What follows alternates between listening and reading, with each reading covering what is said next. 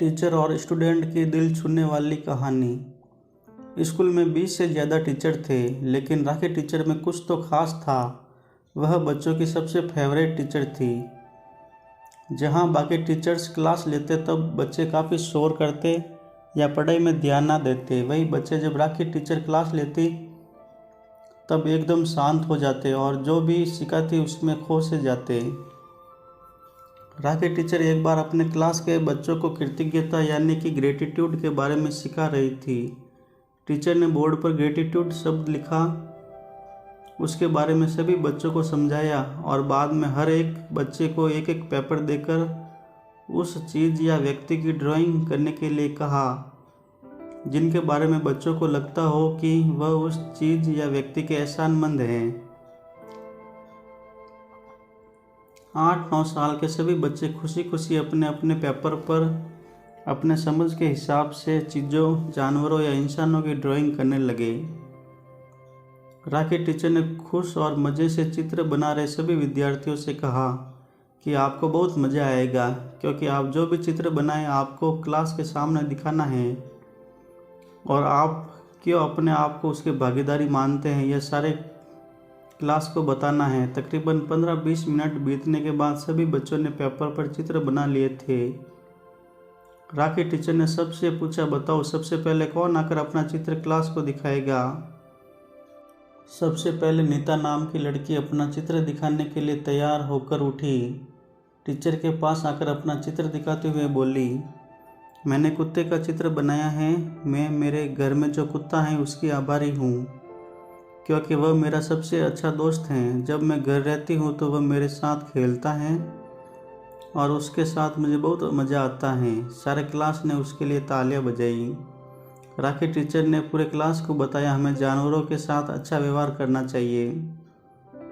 दूसरे नंबर पर अनिल नाम का लड़का खड़ा हुआ। उसने अपना चित्र दिखाते हुए कहा कि मैं अपने आंगन में लगे उन 3 पेड़ों का आभारी हूँ जो मुझे और मेरी फैमिली को ऑक्सीजन देते हैं।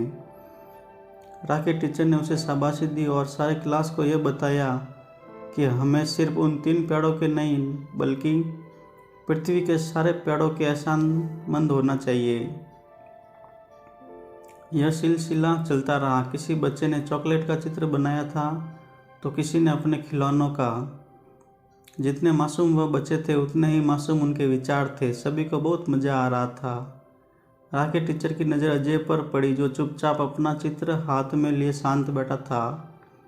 शायद वह नर्वस था और क्लास के आगे नहीं आना चाहता था। राखी टीचर ने अजय को अपने पास बुलाया, उसका हौसला बढ़ाया और उसे अपना चित्र क्लास के आगे दिखाने के लिए कहा। अजय ने पेपर में बनी हाथ की ड्राइंग पूरे क्लास को दिखाई, लेकिन कुछ भी नहीं कहा। तब राखी टीचर ने क्लास के बाकी बच्चों से कहा कि चलो तुम सब गैस करो कि यह हाथ किसका हो सकता है। अजय बताएगा कि आपका जवाब सही है या गलत। एक बच्ची ने जवाब दिया कि यह हाथ पुलिस वालों का होगा, क्योंकि पुलिस वाले हमारी रक्षा करते हैं। अजय ने ना में सिर हिलाया। दूसरे बच्चे ने कहा कि यह हाथ भगवान का हो सकता है, क्योंकि भगवान के तो सभी आभारी होते हैं। अजय ने फिर ना कहा। अगले बच्चे ने कहा यह हाथ अजय का है, क्योंकि वो अपने हाथों का आभारी हैं। अजय ने उसे भी ना कहा। जब कोई भी गैस नहीं कर पाया कि यह हाथ किसका हो सकता है, तब राखी टीचर ने अजय से ही पूछा कि अब तुम ही बताओ बेटा, यह किसका हाथ है। अजय उस चित्र को टीचर की ओर दिखाता है और कहता है, टीचर ये आपका हाथ है। मैंने आपका हाथ इसलिए ड्रॉ किया है क्योंकि आपने हमेशा इन हाथों से मुझे कुछ न कुछ नया सिखाया है। जब एक बार मैं झूले से गिरने वाला था तब आपके ही इन्हीं हाथों ने मुझे गिरने से बचाया था।